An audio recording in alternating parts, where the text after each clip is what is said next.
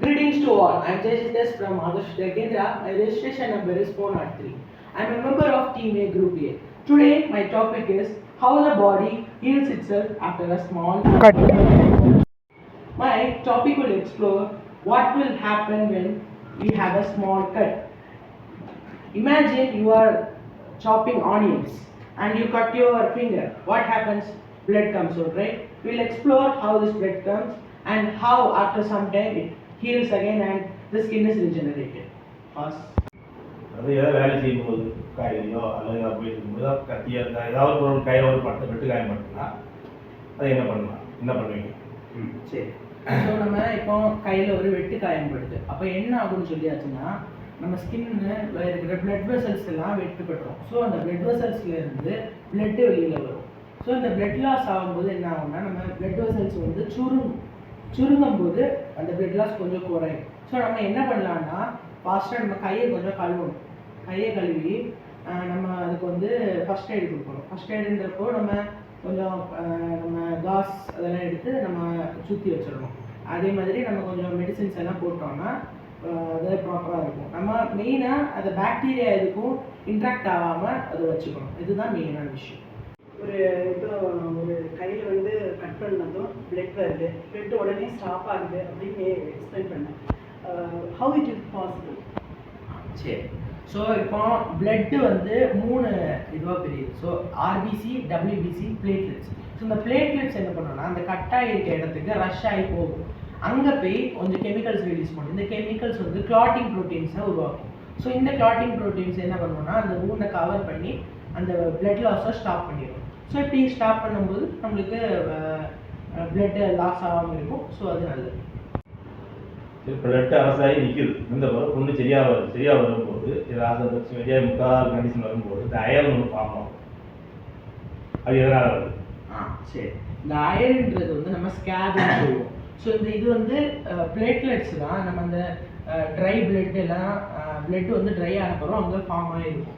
So இது வந்து இதுக்கு ரொம்ப useful. So first of all இது வந்து பாக்டீரியாஸ், வைரஸ் எதையும் என்டர் ஆகாமல் வச்சுக்கும். அதே டைமில் இது இருக்கும்போது உள்ளாடி ஹீலிங் ப்ராசஸ் வந்து பெனிஃபிட் ஆகும் அதுக்கு.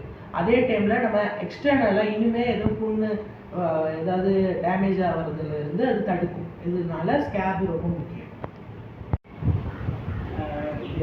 ஸ்கேப் உருவான பிறகு பிளட் செல்ஸ் எப்படி ரீஜனரேட் ஆகுது? சரி, ஸோ நம்ம ஸ்கேப் உருவாகும் போது அந்த ஸ்கின் செல்ஸ், பிளட் செல்ஸ் எல்லாம் எப்படி ரீஜனரேட் ஆகும்னா அந்த அடிப்பட்ட ஏரியாவுக்கு பக்கத்தில், வெட்டுப்பட்ட ஏரியாவுக்கு பக்கத்தில் உள்ள ஸ்கின் செல்ஸ் வந்து டிவைட் ஆகும். டிவைட் ஆகும்போது அது மல்டிப்ளை ஆகும்ல. ஸோ அந்த நியூ செல்ஸ் உருவாகும். அந்த டிவைட் ஆகி வரக்கூடிய செல்ஸ் எல்லாமே அந்த வெட்டுப்பட்ட இடத்துல டேமேஜ் அண்ட் டெட் செல்ஸ் எல்லாத்தையும் ரீப்ளேஸ் பண்ணி அங்கே செட்டில் ஆகும். ஸோ இது செட்டில் ஆகும்போது நம்மளுக்கு புது ஸ்கின்னு உருவாகுது.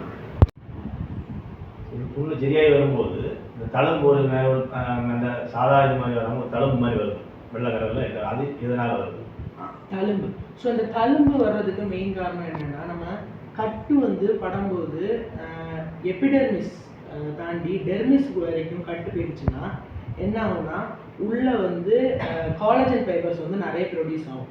ஏன்னு சொல்லியாச்சுன்னா நம்ம பாடி வந்து அந்த வூண்டை சீல் பண்ணுறதுக்கு தான் முதல் ப்ரையாரிட்டி கொடுக்கும். நம்ம அதை ரீஜெனரேட் பண்ணி இந்த ஸ்கில்ஸ் உருவாக்குறதுக்கு பதிலாக அதை வூண்டை வந்து ரீஜெனரேட் பண்ணுறதுக்கு தான், அதாவது அதை க்ளோஸ் பண்ணுறதுக்கு தான் மெயின் ப்ரையாரிட்டி கொடுக்கும். அந்த மாதிரி பண்ணும்போது காலஜன் ஃபைபர்ஸ் வந்து நிறைய உருவாகும். இந்த காலஜன் ஃபைபர்ஸ் வந்து உருவாகும் போது அது வந்து கரெக்டான ஆர்டர்லேயோ கரெக்டான லெவல்லையோ கரெக்டான டெக்ஸ்டரில் வராது.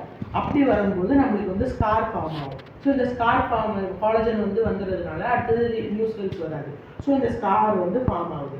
இந்த ஸ்கார் ஃபார்ம் ஆகும்போது நம்மளுக்கு அந்த ஏரியா கொஞ்சம் வித்தியாசமாக இருக்கும். அந்த ஏரியாவில் ஸ்வெட் கிளான்ஸ், அதே மாதிரி ஹேர் இதெல்லாம் வந்து நம்மளுக்கு அஃபெக்ட் ஆகும். அதனால தான் அது வித்தியாசமாக இருக்குது பார்க்குறது. நார்மலாக வெட்டுப்பட்டால் ஒரு ஸ்கேர் உருவாங்க, தழும்பு உருவாங்க. அதே நிறைய பேருக்கு வந்து அந்த தழும்பை வந்து பெரிய காய்ப்புன்னு நம்ம இதில் சொல்லுவோம். அதாவது ஹீலாய்ட் ஃபார்மேஷன். அந்த ஹீலாய்ட் ஃபார்மேஷன் எதனால உருவாகுது? ஸோ ஹீலாய்டு எதனால உருவாகுதுன்னு சொல்லியாச்சுன்னா நம்ம அதாவது ஸ்கேர் இருக்குது இல்லை, அதை வந்து அந்த ஏரியாலேயே திருப்பி நம்மளுக்கு அடிபடும் போது நம்மளுக்கு ஹீலாய்டு உருவாகும். ஏன்னா ஏற்கனவே அங்கே நிறைய காலேஜன் இருக்குது, நான் ஏற்கனவே சொல்லியிருந்தேன்ல. ஸோ அதில் நம்ம வரும்போது அந்த காலேஜன் வந்து இன்க்ரீஸ் ஆகும். அதே மாதிரி அது வந்து கொஞ்சம் எக்ஸ்டர்னலாக வருது, இதனால நம்மளுக்கு ஹீலாய்டு ஃபார்ம் ஆகும். ஸோ அந்த ஹீலாய்டு இப்போ வர்றதுல ஹீலாய்டு வந்து 2 மெயின் ரிசல்ட்னால ஃபார்ம் ஆகும். முதல்ல வந்து நல்லா டீப்பான wound இருந்துச்சுன்னா ஃபார்ம் ஆகும். அதே டைமில் ஸ்கேர், அதாவது ஏற்கனவே பட்ட இடத்துலேயே திருப்பி திருப்பி wound வந்துச்சுன்னா நம்மளுக்கு ஃபார்ம் ஆகும். சரிப்பா, இந்த இது எப்படி இருந்துச்சு? இதனால இந்த புண்ணு வந்து தழும்பு வருது, இந்த விஷயங்கள் வந்து தெரிய வந்தது. உங்களுக்கு ஆமா, கொஞ்சம் கூட தெரியும். சரியா. அம்மா உங்களுக்கு எப்படி என்ன? மோஸ்ட் இன்ஃபர்மேட்டிவாக இருந்தது. வேற வேற என்ன சொல்கிறது, எனக்கு கொஞ்சம் அப்பா அம்மாவோட கொஞ்சம் இன்ட்ராக்ட் பண்ணான். ஓகே Okay, நன்றி.